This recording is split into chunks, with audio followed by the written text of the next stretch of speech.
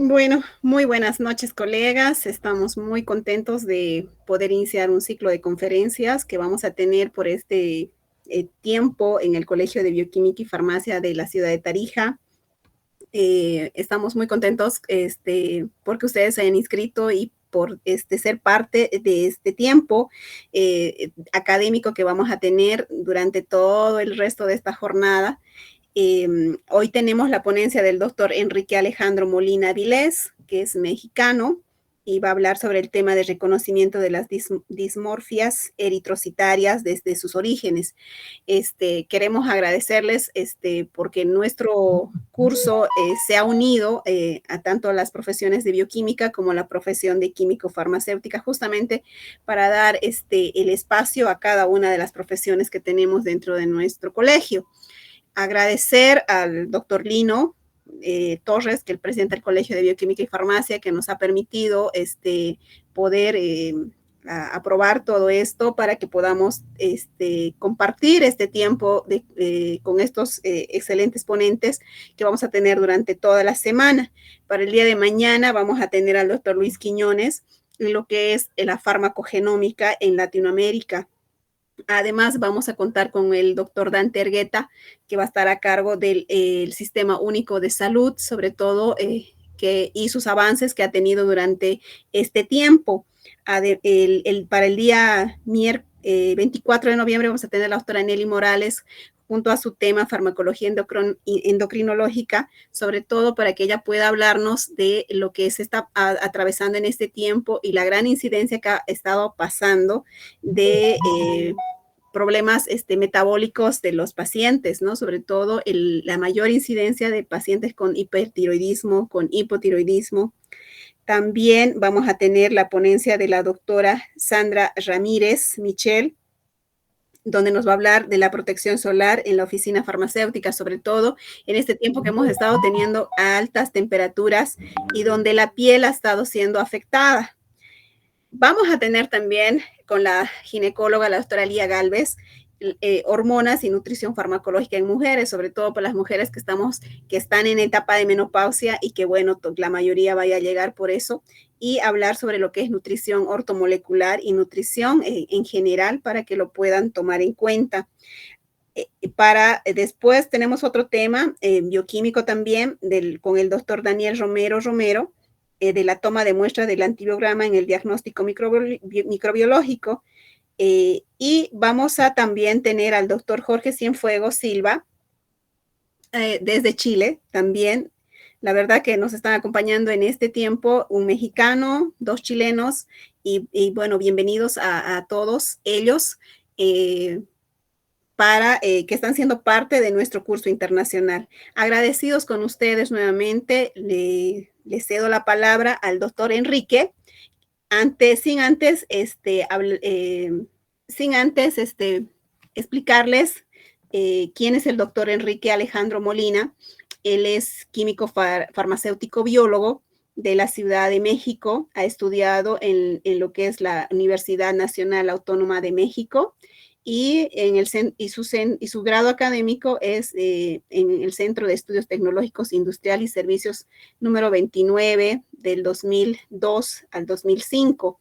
Él tiene una maestría en lo que es ciencias de la educación, tiene un diplomado en hematología diagnóstica en la Ciudad de México, tiene un diplomado de patología clínica laboratorial en la Ciudad de México y tiene varios cursos, talleres de uroanálisis, micología, coprológico. También tiene química clínica avanzada, cursos, talleres de hemostasia, química clínica, hematología clínica, inmunohematología, y una gran experiencia profesional, ya que es director académico de EduLab. Además, trabaja en el Hospital Regional El Marqués de Querétaro, del Instituto Mexicano del Seguro Social. Y bueno, sin más preámbulos, darle la bienvenida al doctor Enrique Alejandro Molina para que podamos escuchar su ponencia para la parte bioquímica. Muchísimas gracias nuevamente por la invitación y pues bueno, En esta charla vamos a platicar un poco acerca de las dismorfias eritrocitarias y en este caso, pues bueno, vamos a entender un poquito referente a las dismorfias desde los orígenes, desde cómo a grandes rasgos se sufre en este caso alguna alteración, en este caso los eritrocitos, y vamos a ir hablando bajo qué circunstancias y más o menos a grandes rasgos cómo es que se lleva a cabo en este caso el estudio y la identificación de estas dismorfias que normalmente pues están relacionadas con ciertas patologías que vamos a estar mencionando más adelantito. Pues bueno, nuevamente me presento con ustedes, soy el químico Enrique Molina y les reitero, es un gusto estar con todos ustedes. Entonces, pues bueno, vamos a recordar algo súper elemental, que en este caso, pues bueno, es algo relacionado a la función renal. Y pues bueno, vamos a ver así a un video de unos 2 minutos prácticamente. Déjenme, pongo aquí en silencio perdón, denme unos segunditos. Vamos a silenciar aquí el video para que no nos distraiga el audio. Pues bien, vamos a recordar un poquito, es muy importante que tomemos en cuenta y que recordemos a grandes rasgos cómo está conformado concretamente el sistema urinario, pero específicamente los riñones. Vemos aquí en este video cómo es que el riñón es un órgano que es irrigado, en este caso por la vena y la arteria renal, que son los que se encargan en este caso de proveer sangre al riñón, y dentro del riñón pues se va a llevar a cabo un proceso de filtración, lo que va a dar origen en este caso a la orina. Aquí en este caso, pues bueno, en esta charla nos vamos a enfocar más en lo que vienen siendo los glóbulos rojos. Y pues bueno, como yo les mencionaba aquí, el riñón, como se puede ver en este video, es un órgano que está altamente irrigado por sangre. Y si se hiciera un acercamiento, en este caso al riñón, pues vamos a encontrar las nefronas, que son estas células que se consideran la unidad anatómica funcional de los riñones, y en cada riñón tenemos millones de nefronas. Vemos que aquí hay estructuras, una que es esférica y una tubular. En este caso la estructura esférica, en este caso es el glomérulo, que está conformado a su vez por una cápsula que protege o que engloba en este caso al glomérulo, que se llama cápsula de Bowman. Y vemos que el glomérulo es una red capilar bastante compleja, en donde ingresa sangre, en este caso a través de la arteriola aferente y eferente. Se genera una red capilar que como tal es el glomérulo, y aquí es donde se va a llevar a cabo la filtración de la sangre, de manera que se va a obtener un filtrado glomerular.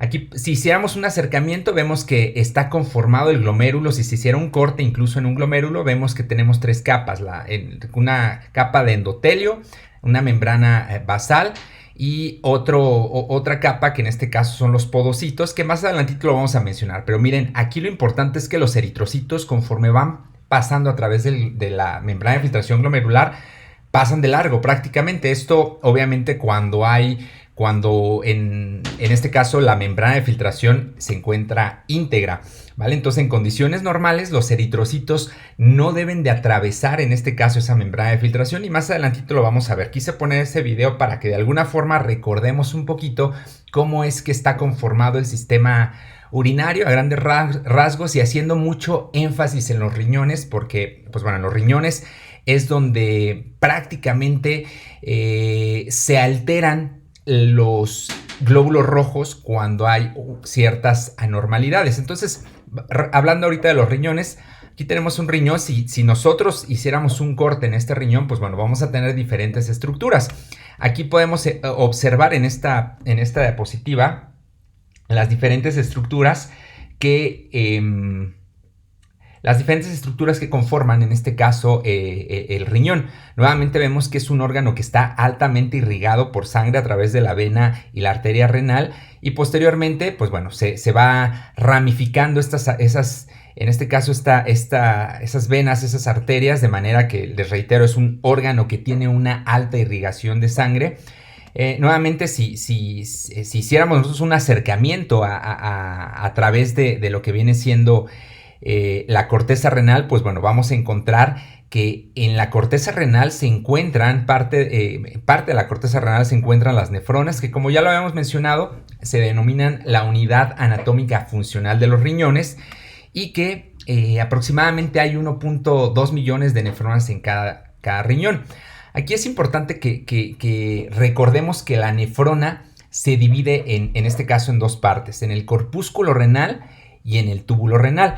En este caso, en esta charla nos vamos a enfocar únicamente y le vamos a poner más énfasis al corpúsculo renal. Ahorita lo vamos a ver por qué. Y pues bueno, aquí tenemos el corpúsculo renal, que es lo que ya habíamos visto en el video, que es como tal el glomérulo que está rodeado en este caso bueno, antes de describir cómo está compuesto el corpúsculo renal, pues es importante mencionar que el corpúsculo renal, al hablar de corpúsculo renal estamos hablando del glomérulo, que es esta red capilar que yo les mencionaba en el video. Y también está compuesto por la cápsula de Bowman, que es la que yo les mencionaba, que es la que prácticamente rodea a este glomérulo.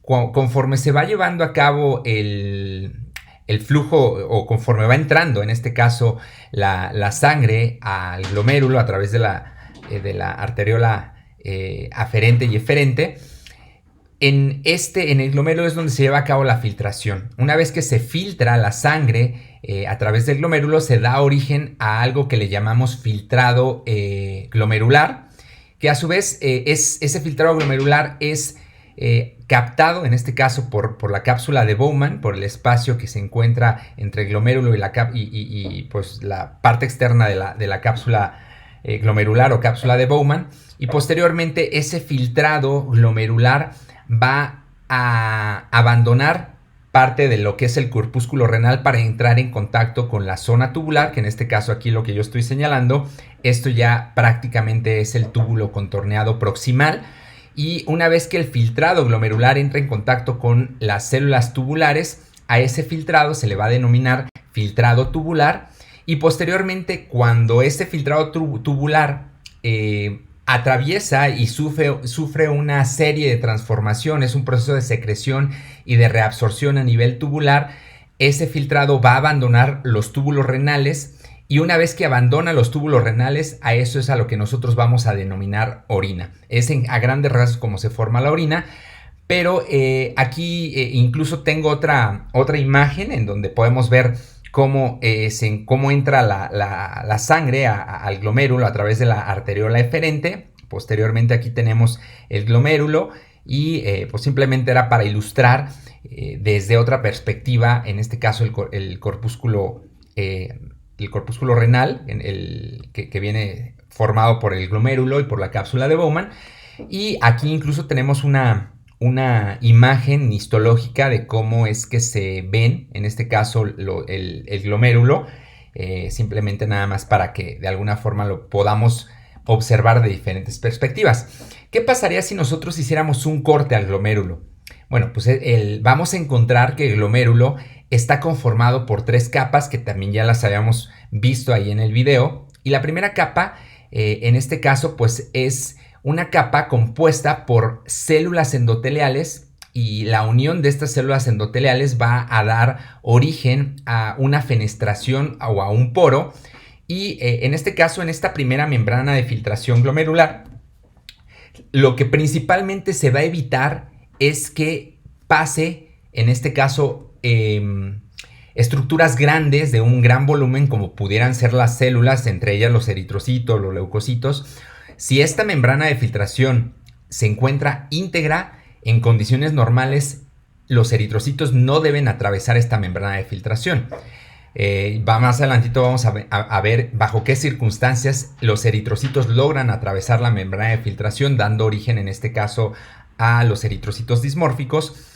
Y además de esta primera capa, que está compuesta por células endoteliales, encontramos lo que es la lámina basal, que es esta capa intermedia que normalmente está conformada por material acelular. Y vamos a encontrar la tercera capa, que en este caso aquí vemos como los podocitos, que son células que rodean en este caso el capilar que conforma al glomérulo y vamos a tener que estas células, los podocitos, van a tener estructuras llamadas pedicelos, que son elongaciones, que yo siempre hago la analogía que es como si los podocitos abrazaran el capilar, y en este caso los pedicelos es como si fuera el podocito como si fuera una mano, y los pedicelos como si fueran en este caso los dedos de la mano, y el espacio que hay entre pedicelo y pedicelo se le denomina hendidura de filtración. Aquí en la siguiente imagen vemos ilustrado de una forma diferente la membrana de filtración glomerular, en donde tenemos en la primera capa el endotelio, la membrana basal, que es la segunda capa, y posteriormente nuevamente aquí vemos los podocitos, cómo es que rodean en este caso el capilar y prácticamente genera las hendiduras de filtración, que vienen siendo pues la tercera capa de filtración glomerular. Obviamente es una capa selectiva. La primera capa pues no permite el paso en este caso de estructuras grandes como vienen siendo, les reitero, las células sanguíneas.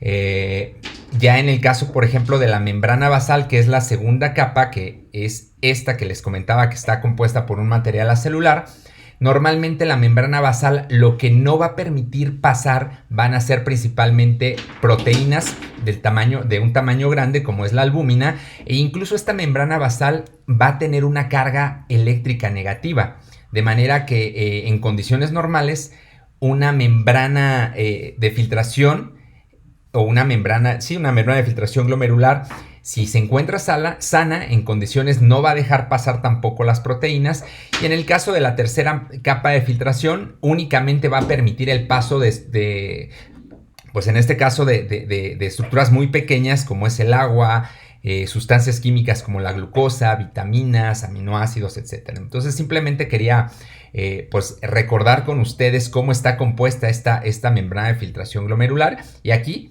nuevamente les presento otra imagen en donde podemos encontrar aquí, por ejemplo, la primera capa, la que son las células endoteliales, la membrana basal y en este caso, pues los podocitos.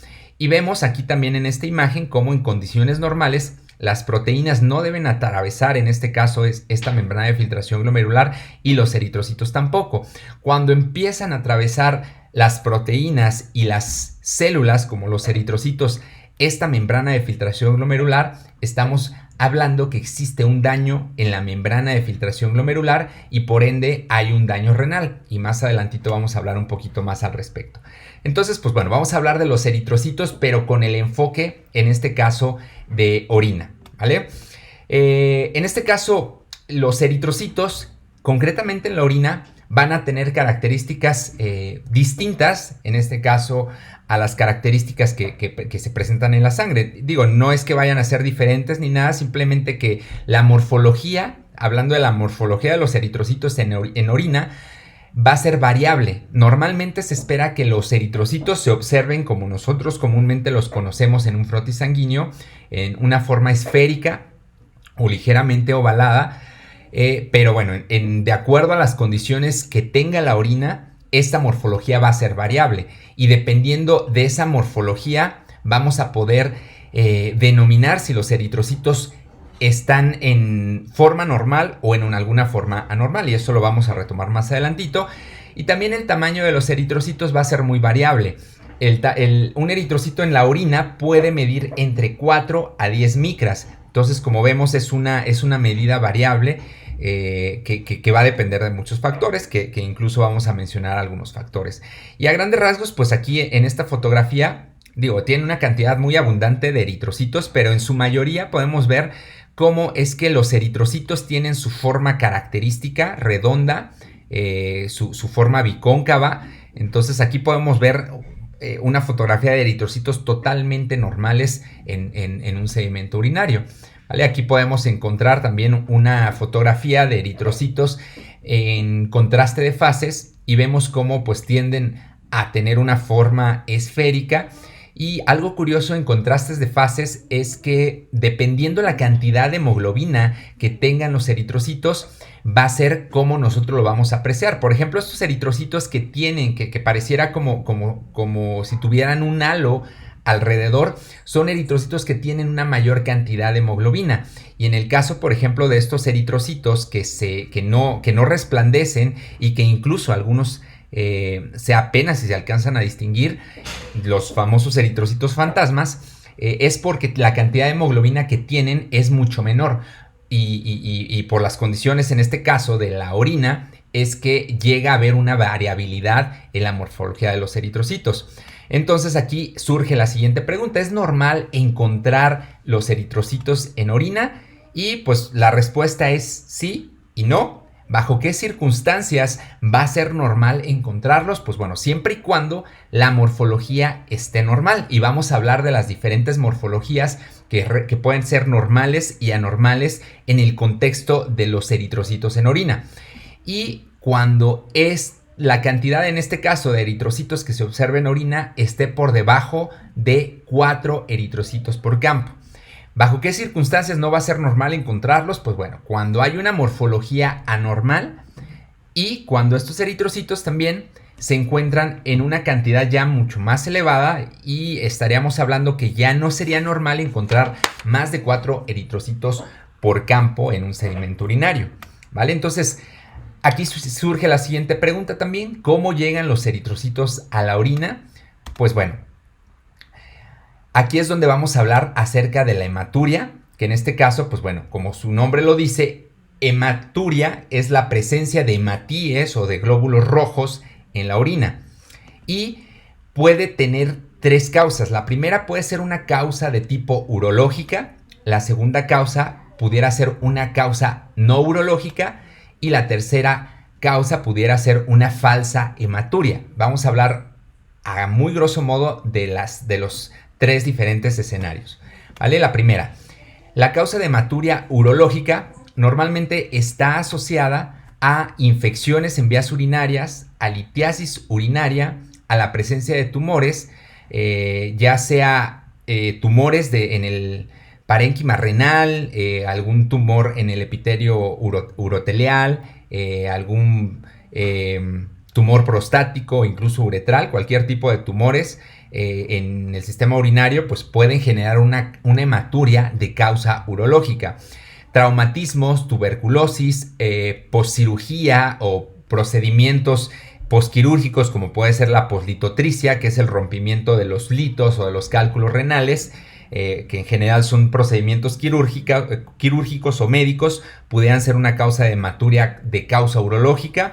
La presencia de algún cuerpo extraño en vías urinarias o incluso un infarto renal pudiera causar, en este caso, una hematuria de tipo urológica, ¿vale? Entonces, en segundo lugar, tenemos la no urológica, que normalmente las diferentes causas no urológicas pudieran estar asociadas a enfermedades hematológicas, a algunas causas de tipo metabólicas, a hematuria glomerular, la cual pues normalmente es poco frecuente, a la inflamación de los glomérulos, que comúnmente denominamos glomerulonefritis, que hay una cantidad impresionante de glomerulonefritis, hay una clasificación muy amplia de esas glomerulonefritis, enfermedades sistémicas, enfermedades infecciosas sistémicas, el uso de sustancias tóxicas o incluso fármacos también que se estén empleando para algún tipo de tratamiento pudieran generar hematuria, en este caso de tipo no urológica.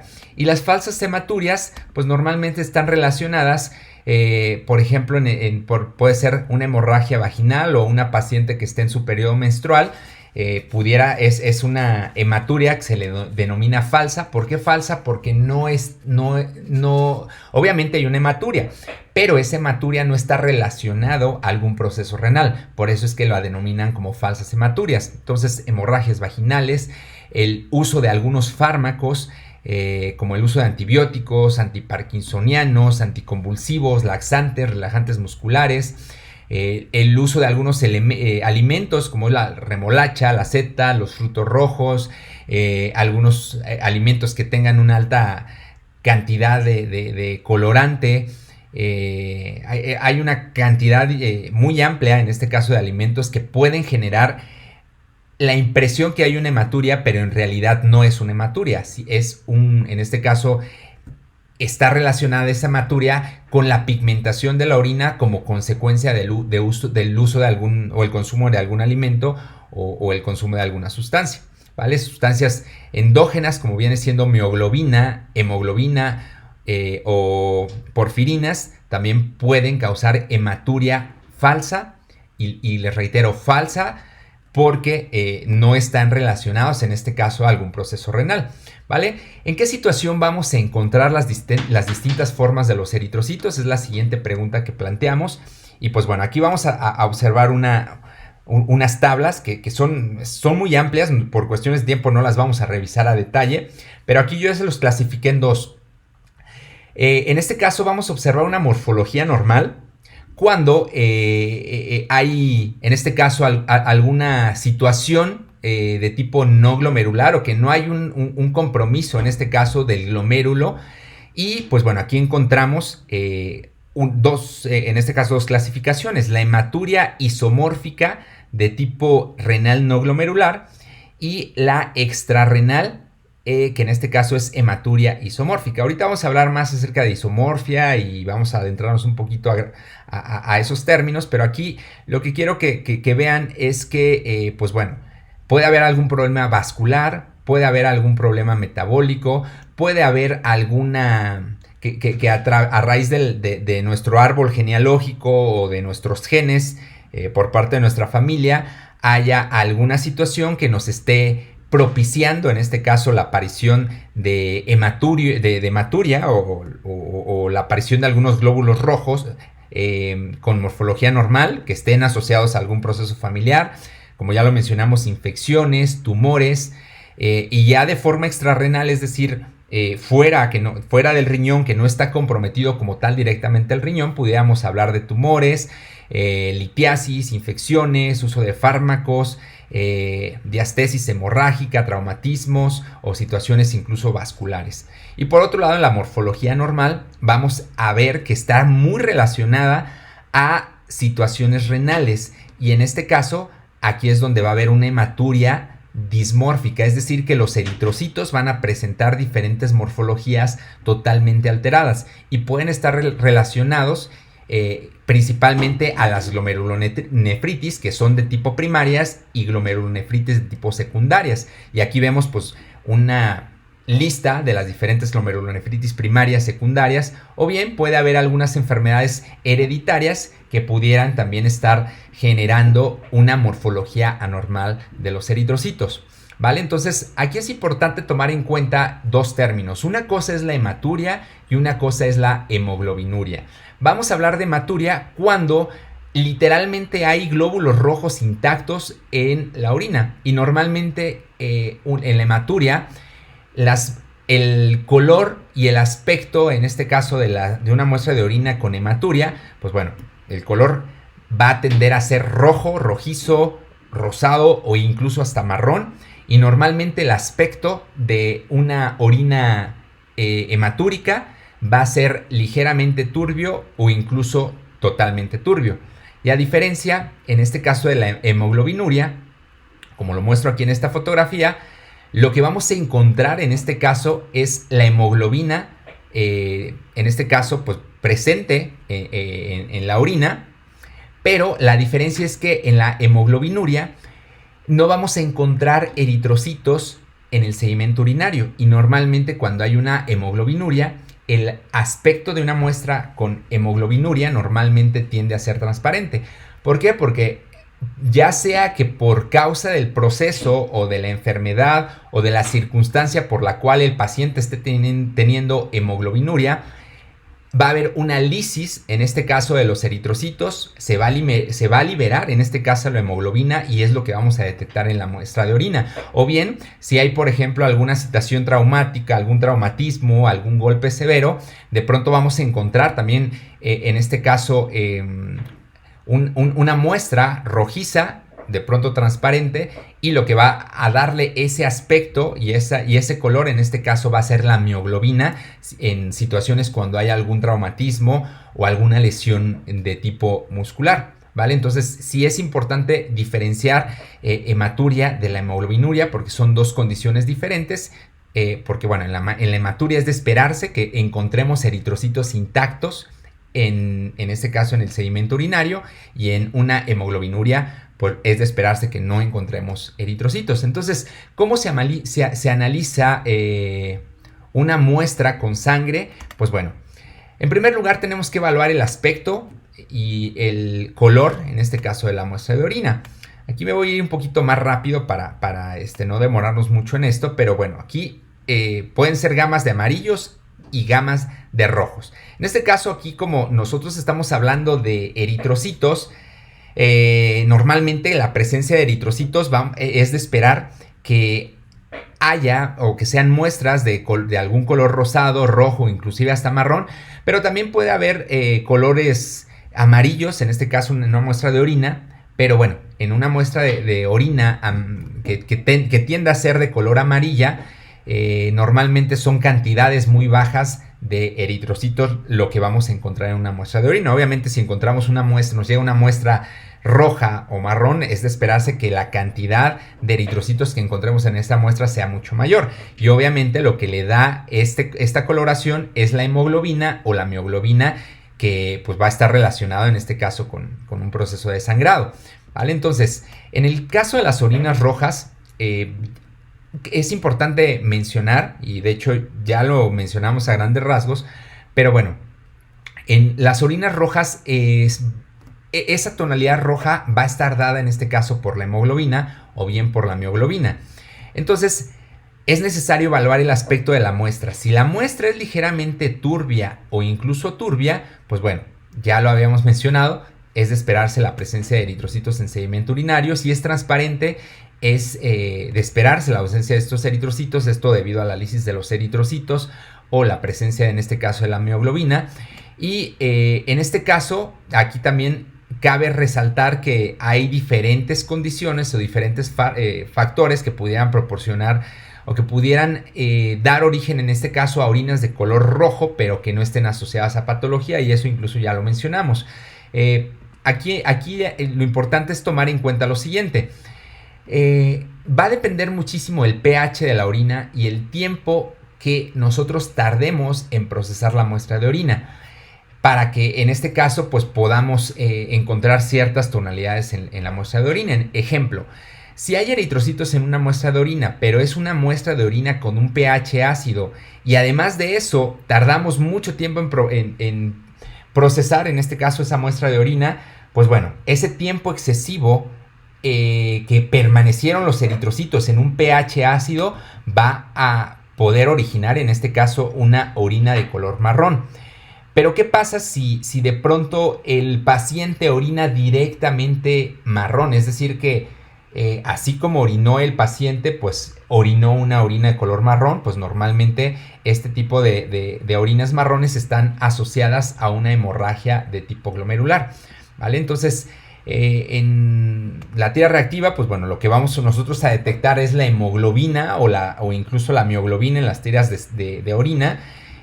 Vamos a poder observar diferentes tonalidades. En este caso, si hay la ausencia, en este caso de hemoglobina, pues bueno, va a haber ciertas tonalidades en la muestra en la tira reactiva, y conforme mayor sea la cantidad de hemoglobina que tenga, en este caso la tira reactiva, pues bueno, va a ser un color más intenso, en este caso un color verde. Y hay algunas tiras reactivas que nos van a permitir detectar eritrocitos intactos. Entonces, en general, a través de la tira reactiva vamos a poder detectarlo. ¿Qué importancia tiene? Pues bueno, ya lo mencionamos, patologías incluso nefrológicas o urológicas. Vamos a poder detectar hematuria de origen renal o asociadas de pronto a la mejor a algún proceso genitourinario. Aquí nuevamente aparecen algunas de las condiciones por las cuales va a aparecer sangre en la orina, que ya mencionamos. La hemoglobinuria, que ya también lo mencionamos, que normalmente se asocia a lisis a lisis de eritrocitos en vías urinarias, hemólisis intravascular, o de pronto también a algún mal manejo de la muestra. Aquí hay algunos otros factores que pueden propiciar en este caso la lisis, en este caso de los eritrocitos, y que no los encontremos en el sedimento urinario. También la mioglobina, que creo que esto ya lo mencionamos en un par de ocasiones. Existe un método que también no lo vamos a mencionar por cuestiones de tiempo. Hay ciertas limitaciones del método que ahí en este caso sí las vamos a mencionar, porque no porque la tira reactiva nos esté dando positivo quiere decir que en realidad haya hemoglobina. Hay diferentes factores que nos pueden generar estos dolores de cabeza, que son los falsos positivos, es decir, que la prueba nos da positiva pero en la realidad es negativa, y una alta concentración de peroxidasa bacteriana, agentes oxidantes como son los detergentes o los jabones, o incluso ácido clorhídrico. Si una muestra está contaminada, ya sea por cualquiera de estas tres sustancias, nos va a generar una positividad en el parámetro de sangre de la tira reactiva, pero en la realidad es una contaminación, es una falsa, es un falso positivo, porque en realidad no hay hemoglobina en la muestra de orina. Pero también encontramos los falsos negativos, es decir, que la reacción nos va a dar negativa, pero en la realidad sí está positiva. ¿Y qué nos puede generar esos falsos negativos? Pues bueno, el ácido ascórbico, una densidad elevada, puede interferir en el fundamento de la prueba, agentes reductores, formol, una cantidad abundante de nitritos o el uso de algunos fármacos nos puede generar un falso negativo en el parámetro de sangre, ¿vale? Entonces, para mejorar la interpretación en un sedimento urinario siempre es importante procesar lo antes posible de la muestra, y si no la vamos a procesar rápido es importante conservarla. Existen diferentes métodos de conservación. El más efectivo definitivamente son los métodos comerciales que comúnmente se distribuyen por todas partes prácticamente, los famosos tubos con los conservadores de orina. En este caso es el conservador más recomendable, en este caso para la orina. Es importante también tomar en cuenta antecedentes del paciente y evaluar siempre la muestra con precaución, y poner mucha atención en la microscopía. Entonces, si tomamos en cuenta estos 4 puntos, de alguna forma pudiéramos estar garantizando un poquito más toda la parte de la observación de los eritrocitos, en este caso en la orina. Entonces, vamos a hablar de los eritrocitos normales, ¿vale? Entonces, aquí podemos observar este video de campo oscuro y contraste de fases, en donde pues, podemos observar la morfología de los eritrocitos, que se encuentra totalmente normal. Y aquí nos surge esta siguiente pregunta: ¿existen factores que tienen influencia en la morfología normal de los eritrocitos? La respuesta es sí, existen factores que pueden influenciar en la morfología normal de los eritrocitos, y los vamos a revisar de manera breve. Y pues bueno, aquí encontramos los siguientes factores: el pH y la osmolaridad. Estos son factores cruciales para, en este caso, el deterioro o la alteración en la morfología de los eritrocitos, ¿vale? Y pues aquí simplemente recordar perdón, aquí me traicionó el vínculo, el hipervínculo. Me voy a ir a la parte donde está el hipervínculo, perdón. No, una disculpa, no coloqué el vínculo. Aquí simplemente era, al dar clic aquí, me tenía que aparecer la diapositiva en donde se define la osmolaridad, que en realidad pues bueno, es un concepto que ya nosotros manejamos ampliamente dentro del laboratorio. Pero bueno, vamos a seguirnos a la siguiente diapositiva. Entonces, hablamos de cuando hay un pH elevado y una osmolaridad baja. ¿Qué es lo que va a pasar? Vamos a tener una solución y en este caso hipotónica. ¿Y cuál va a ser la solución? Pues en este caso estamos hablando de orina, entonces va a haber una orina hipotónica. Entonces, si tenemos una orina hipotónica, vamos a encontrar estos eritrocitos, los famosos eritrocitos fantasmas o eritrocitos gigantes. Es decir que la célula, por las condiciones de osmolaridad, el eritrocito se va a hinchar o se va a hacer más grande, y es como lo vamos a estar observando en este caso en el sedimento urinario. ¿Es normal encontrarlos así? Es totalmente normal. ¿De qué va a depender? De la osmolaridad y en este caso del pH. Y aquí pues bueno, esta imagen ya se las había mostrado, en donde pues encontramos eritrocitos gigantes e incluso eritrocitos fantasmas, que son los que se ven muy tenues, ¿vale? Aquí nuevamente otra imagen en donde se observan eritrocitos fantasmas y eritrocitos gigantes. Y en el caso, por ejemplo, de que el pH sea bajo y haya una osmolaridad elevada, vamos a hablar de una orina hipertónica y van a surgir los eritrocitos atróficos o crenados. Y esta va a ser la morfología.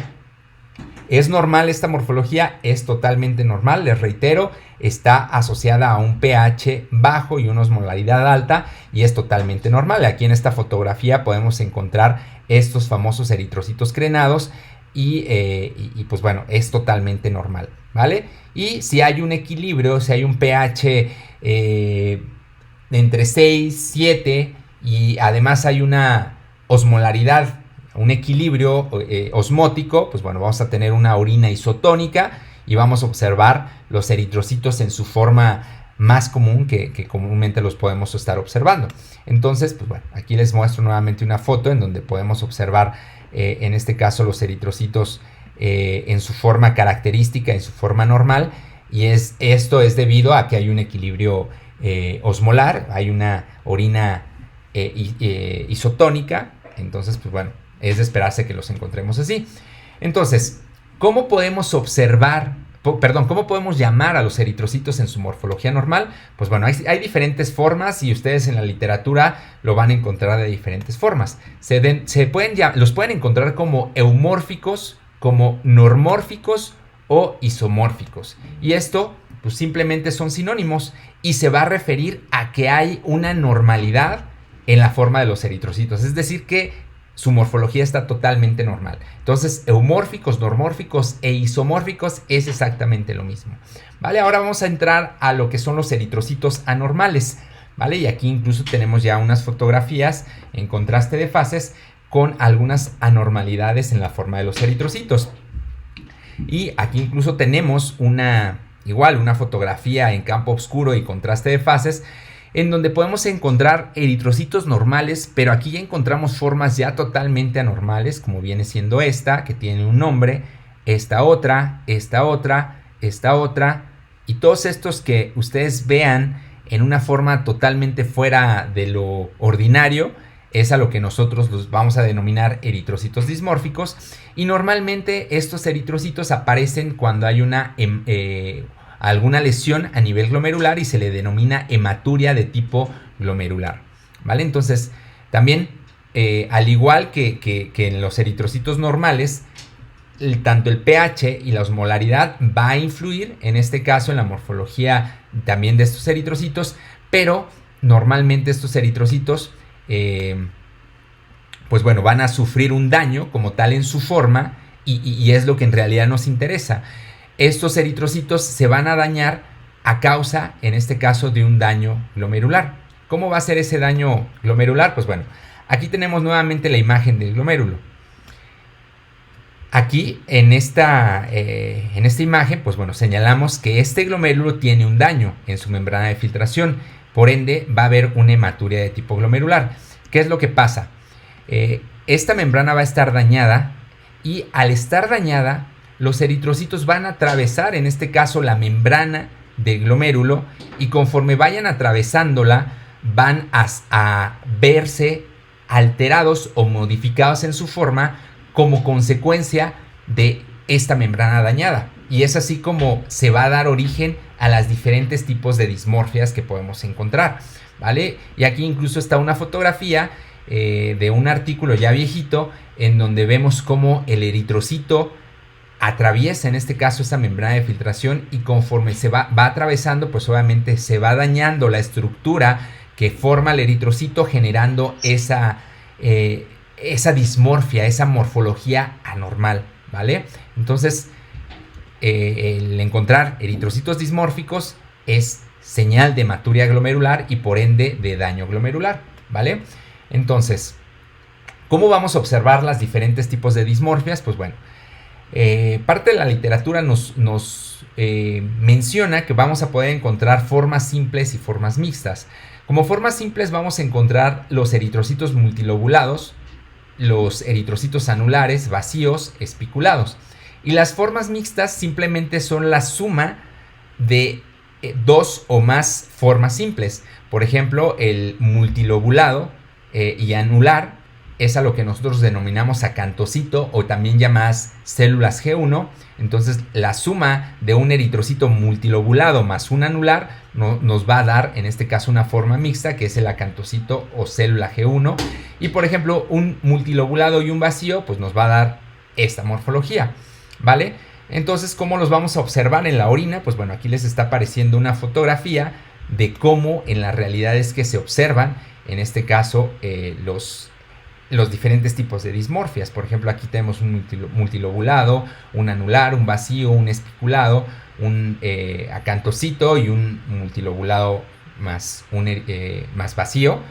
Y pues bueno, los vamos a observar en el sedimento urinario aquí de esta forma. Por ejemplo, aquí tenemos un eritrocito multilobulado, aquí tenemos un diverticular, un monodiverticular, aquí un diverticular, aquí uno vacío, por ejemplo, aquí por ejemplo este es en contraste de fases, vemos que también hay un multilobulado, aquí vemos diferentes estructuras muy similares a las que les mostré anteriormente, y miren aquí podemos observar más diferentes tipos de dismorfia, y en este caso pues bueno, son eritrocitos que surgieron a raíz de un daño glomerular, ¿vale? Entonces, ¿qué criterios se utilizan para definir si se trata o no, en este caso, de una hematuria glomerular? Y esto ha sido a lo largo de los años, incluso actualmente ya no tanto, pero sobre todo en los años 80 causó mucha controversia de cuándo si era una hematuria glomerular o no.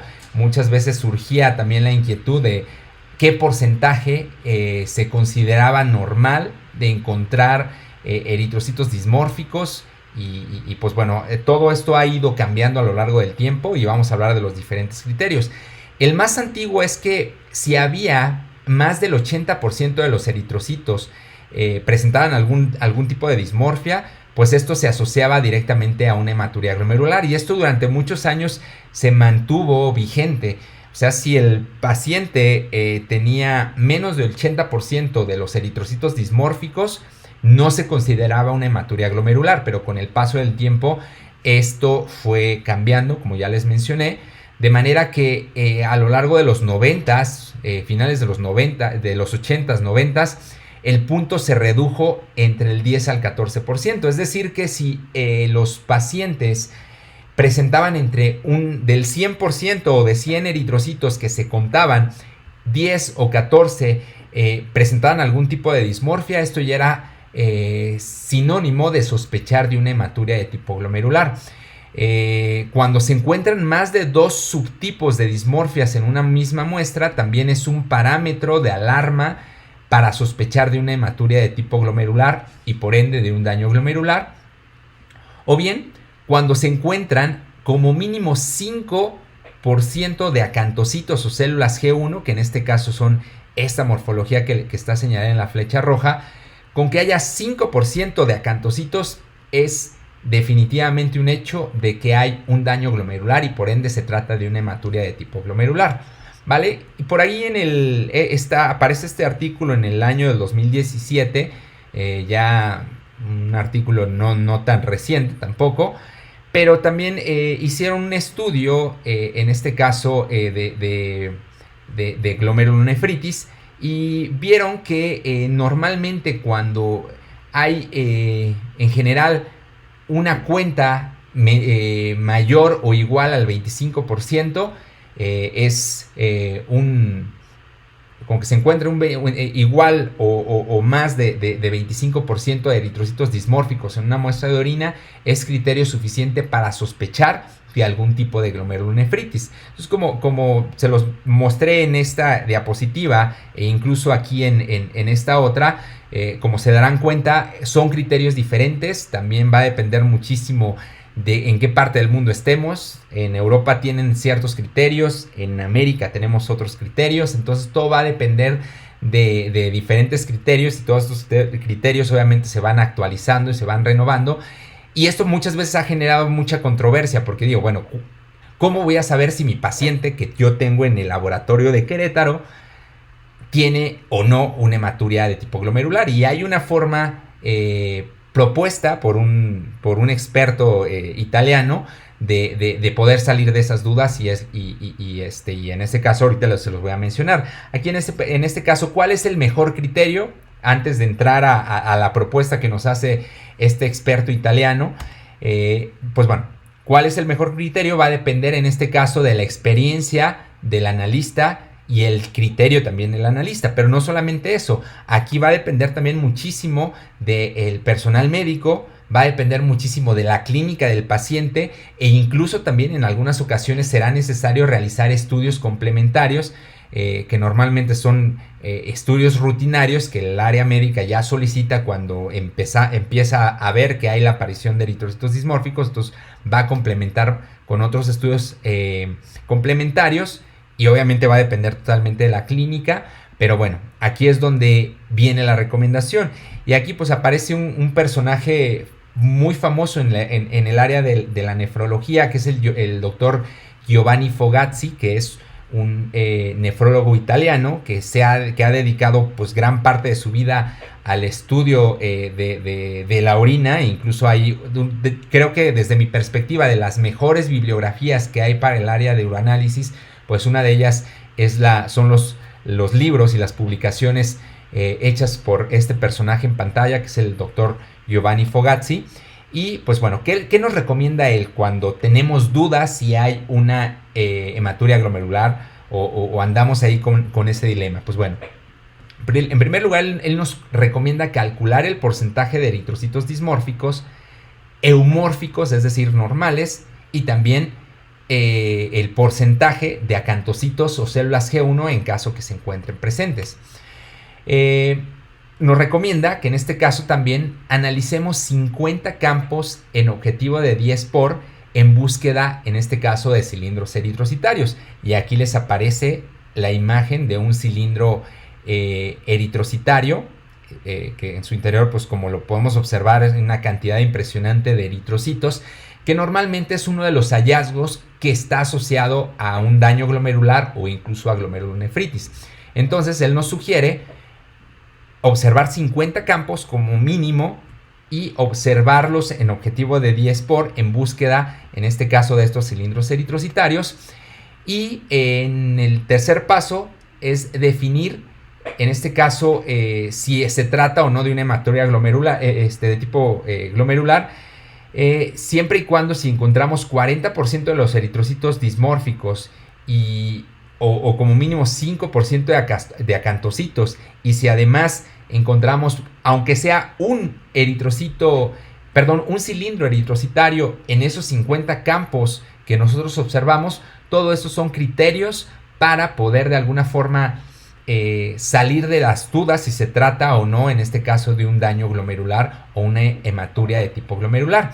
Entonces, en tal caso de que se cumpla alguno de estos requisitos para poder clasificar la hematuria glomerular o para descartarla o confirmarla, pues bueno, aquí él también nos recomienda que se haga el estudio, pero que se repita una o dos veces en intervalos de semana. Es decir, que si el paciente me llegó el día de hoy y detectamos alguno de estos puntos, pues bueno, lo recomendable es que en una semana o en 2 semanas nuevamente le pidamos al paciente que regrese al laboratorio para poder buscar en este caso y confirmar si cuadra lo que nosotros encontramos, por ejemplo, en la muestra del día de hoy con la muestra de semanas posteriores. Entonces, son algunas recomendaciones, creo que muy útiles, que nos da el doctor Giovanni Fogazzi para poder salir de la duda si se trata o no de alguna hematuria de tipo glomerular. Entonces, pues bueno, es información que de alguna forma pudiera ser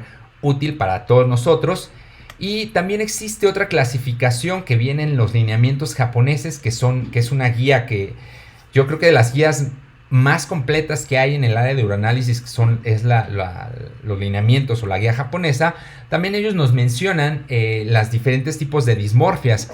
No entramos mucho en detalle con esta clasificación porque son nombres un poquito extraños. Por ejemplo, en esta imagen ellos nos mencionan que se llaman glóbulos rojos dismórficos en forma de rosquilla. Por ejemplo, a esto los denomina glóbulos rojos dismórficos con forma de codocito y rosquilla. Aquí, por ejemplo, los acantocitos ellos los denominan glóbulos rojos en forma de joroba y rosquilla. Por ejemplo, los espiculados los denominan en forma de codocito y rosquilla. Entonces son términos un poquito muy extraños que de pronto a lo mejor pudieran causar cierta confusión. En la actualidad creo que la gran mayoría de los médicos están asociados con las morfologías y con el nombre que se ha manejado ya desde hace tiempo, que es lo que mencionamos anterior a esto. Y bueno, ellos también tienen alguna tabla para clasificar si se trata o no, en este caso, de una hemorragia glomerular o una hematuria de tipo glomerular. Y es muy interesante cómo ellos hacen el análisis. ¿Qué es lo que ellos hacen? Pues bueno, ellos cuentan 100 células, 100 eritrocitos.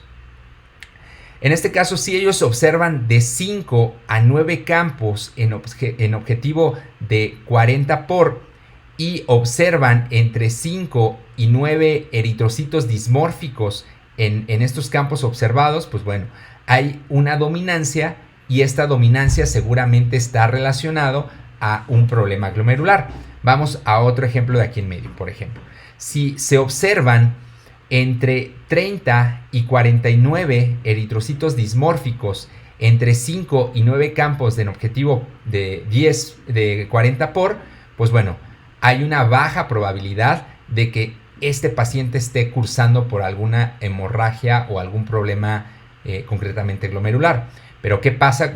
Y obviamente si vamos jugando con esta tabla, pues bueno, está la clasificación con un riesgo menor, con un riesgo moderado o un riesgo dominante de que en este caso el paciente esté cursando por una glomerulonefritis o una hematuria de tipo glomerular.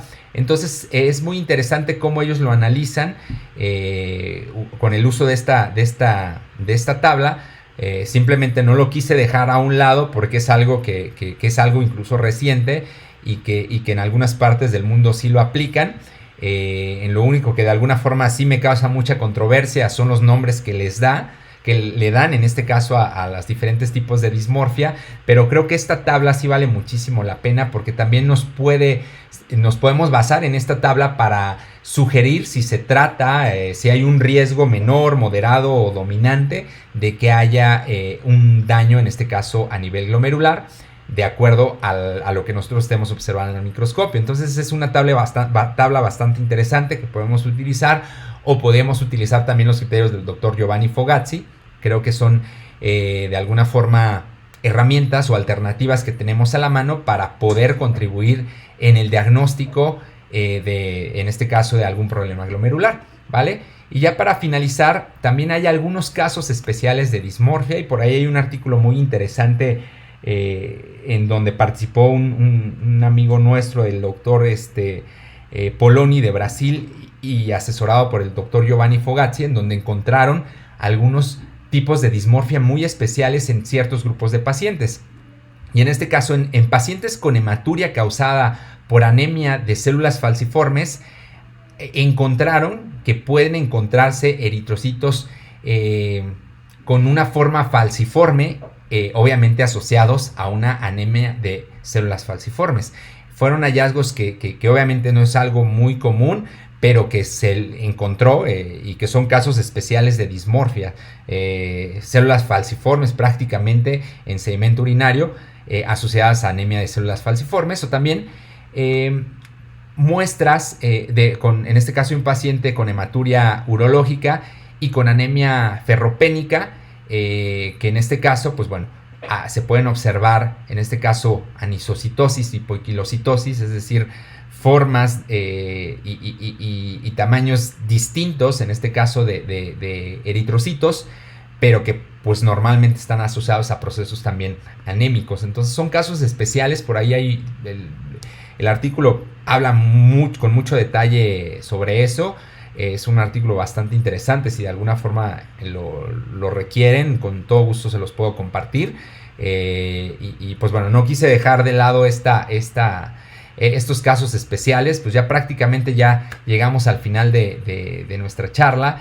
Y siempre me gusta concluir con esta diapositiva. Bueno, ya me hace falta actualizar un poquito esta foto que es de un año atrás, pero siempre me gusta concluir con una fotografía de las personas más importantes para mí, que en este caso es mi esposa y mis dos hijos, y siempre doy el mismo mensaje: cuidemos de nuestros pacientes como si fueran uno de los nuestros. Entonces siempre no olvidarnos que detrás de ese tubo de orina, detrás de ese folio o código de barras o número de identificación que tenemos en nuestras manos dentro del laboratorio, detrás de esa muestra hay una persona, y esa persona pudiera ser alguno de nuestros seres queridos. En este caso a mí se me viene a la mente mi esposa, mis hijos, mis padres, mis abuelos, o alguna persona que de alguna forma sea importante para mí.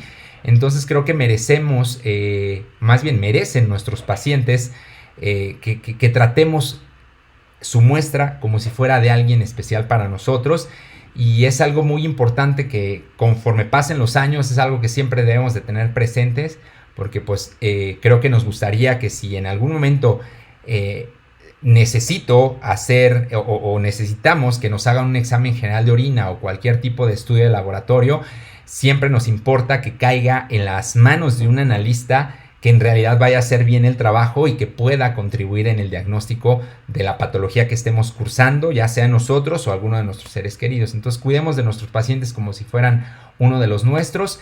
Les agradezco muchísimo por su atención. Aquí les estoy dejando mi correo electrónico personal para que cualquier duda que les surja y que por algún motivo no lo podamos resolver por este medio, con todo gusto estaré atento ahí a mi correo electrónico para resolver cualquier inquietud. Nuevamente les agradezco muchísimo su atención.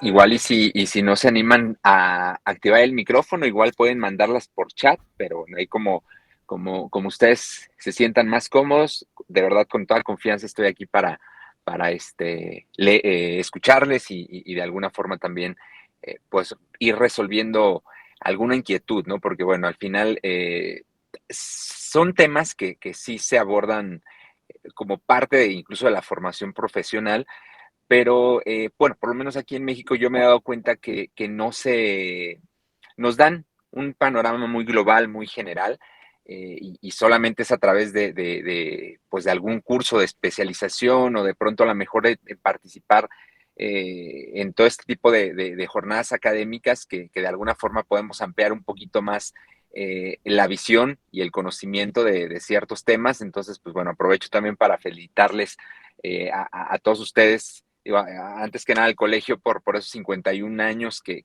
está muy próximo a cumplir, y también felicitarles a ustedes pues por todo el tiempo que le están dedicando a escuchar estas charlas. Creo que pues eso siempre es habla muy bien de los profesionales que tienen esa inquietud de seguir actualizándose, de participar en este tipo de eventos académicos. Entonces, de verdad, con toda confianza, cualquier duda por aquí estoy atento.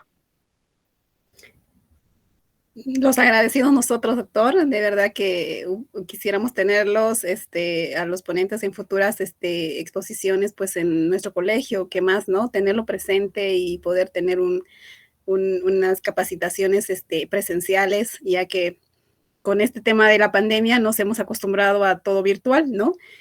Pero pues al igual que yo creo que la mayoría de las especialidades ha optado más por el tema virtual, por la comodidad que se tiene. Yo, doctor, quiero hacerle una consulta. Tengo una amiga que tiene un niño de 7 años que tenía una presencia de proteínas en la orina, un valor de 100, y en septiembre ahora tiene un valor de 1000. ¿Qué tipo de patología puede hacer que en un niño cambie tanto, digamos, ¿no?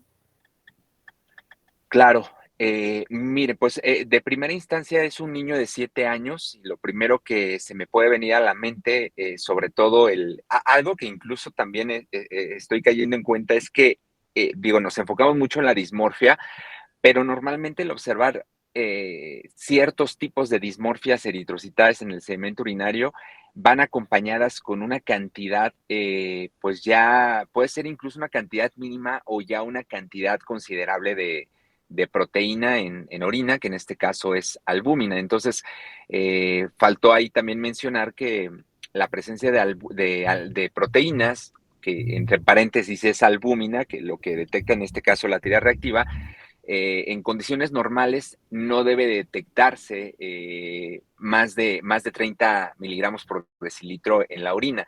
Si empieza a haber la aparición de proteínas en la teoría reactiva, muy probablemente haya un daño, en este caso un daño renal, un daño glomerular.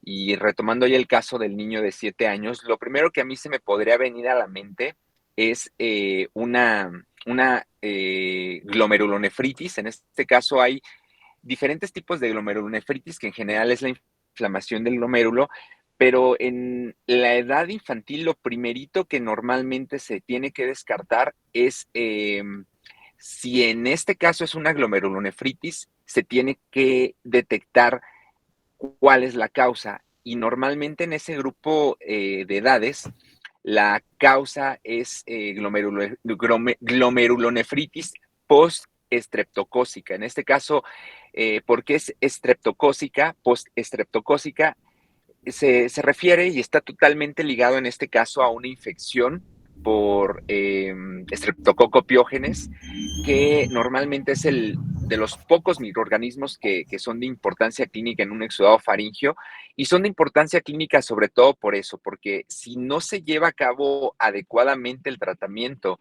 de esa infección por el Streptococcus pyogenes, el Streptococcus pyogenes genera una toxina llamada estreptolicina. En este caso, la estreptolicina, si no se trata adecuadamente la infección, esta sustancia o esta toxina va a generar una reacción inmunológica en el organismo, que en este caso se van a generar inmunocomplejos, que es la unión de un antígeno con un anticuerpo, que en este caso, pues bueno, y ese antígeno en este caso sería streptolicina, y esos inmunocomplejos entran a circulación o entran al torrente sanguíneo, y como revisamos incluso ahí en la charla, pues obviamente es a través del riñón, a través del glomérulo, que se lleva a cabo la filtración de la sangre. Entonces, cuando la sangre tiene esos inmunocomplejos, se quedan digamos así, atrapados o alojados en el glomérulo. Entonces, al estar presentes los inmunocomplejos, el organismo, o en este caso el sistema inmunológico, va a detectar como si algo extraño hubiera, en este caso, en el glomérulo.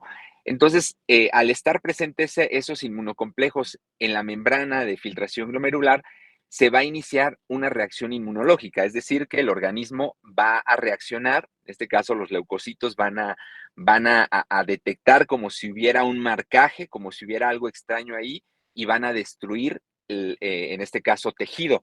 Entonces, al destruir, en este caso, el tejido de la membrana de filtración glomerular, obviamente se lesiona el glomérulo y en este caso, esa lesión en el glomérulo va a generar una proteinuria e incluso puede generar la presencia de ciertas dismorfias eritrocitarias. Entonces, es algo que es relativamente común sobre todo en pacientes de esa edad, pacientes pediátricos, y de primera instancia hay que descartar eso, que no se trate. Yo creo que ahí, para poder descartarlo, sí es necesario hacer en este caso, medir los títulos de antistreptolicina O, para ver los títulos de antistreptolicina. Y en este caso, si los títulos de antistreptolicina están elevados, pues en este caso ya sabremos cuál es la razón por la cual está apareciendo proteína en la orina en este caso, del niño. En caso de que obviamente los títulos de antistreptolicina O nos den dentro de la normalidad, pues entonces seguramente se tratará de alguna otra patología nefrológica, pero bueno, esto obviamente lo tiene que evaluar el nefrólogo para poder ir entendiendo qué tipo de patología es la que está generando esa proteinuria, porque bueno, las causas pudieran ser muy variables, pero creo que de las primeras causas que hay que descartar es la glomerulonefritis post-estreptocócica. porque el niño no presenta aún no hinchazón, no hay una inflamación evidente en el cuerpo, no hay retención de líquidos, no sé, simplemente se le ha hecho un laboratorio porque presentaba espuma en la orina, la mamá lo lleva al laboratorio y sí, evidentemente estaban elevadas sus proteínas. Claro. Sí, Realmente ahí sí, sí le escucho. es un tema yo me pongo en la situación de madre, es un tema que asusta a toda mamá, digamos, ¿no? Cuando hay algo anormal. Por supuesto, sí, ¿no? Y no es para no tomarla en cuenta, ¿no? Porque al final el hecho de hablar de proteinuria es sinónimo de daño renal, ya sea un daño renal agudo o crónico, pero al final se traduce en un daño renal y obviamente hay que prestarle mucha atención porque afortunadamente en el caso de la glomerulonefritis postestreptocócica, los pacientes se les, bueno, en este caso el médico les genera un tratamiento y pues bueno, en este caso la aparición de esa proteinuria y en este caso son condiciones donde son reversibles como tal. Los daños que se generan en el glomérulo son reversibles, pero bueno, para ello obviamente sí hay que prestar atención y darle pues el tratamiento adecuado porque pues bueno, podemos hacer que de algo reversible, si no se trata adecuadamente, pues se convierta en algo irreversible. Muchísimas gracias, doctor. Realmente bueno, al menos me ha ayudado mucho a mí para poder colaborar con mi colega. No, al contrario, muchas gracias ahí por la pregunta. No sé si alguien más por ahí tenga alguna otra inquietud, alguna otra pregunta con toda. Bueno, muchísimas gracias, doctor. Le agradecemos muchísimo por este tiempo. Realmente estamos muy agradecidos nosotros, más bien. Y bueno, agradecer a las colegas que se han conectado en este tiempo y tomar su horita tal vez de descanso para capacitarse. Les agradecemos a nombre del Colegio de Bioquímica y Farmacia de Tarija y además nos hemos unido junto a las colegas de la Sociedad de Ciencias Farmacéuticas, agradecerles a ellas también y también la universidad, parte de la universidad Juan Misael Saracho para que podamos tener este evento de muy buen nivel, así como lo hemos querido hacer justamente para festejar pues nuestro aniversario. Agradecidos nuevamente con ustedes, colegas, y bueno, doctora, hasta una nueva oportunidad. Claro, claro que sí, que tengan una excelente noche y estoy a sus órdenes.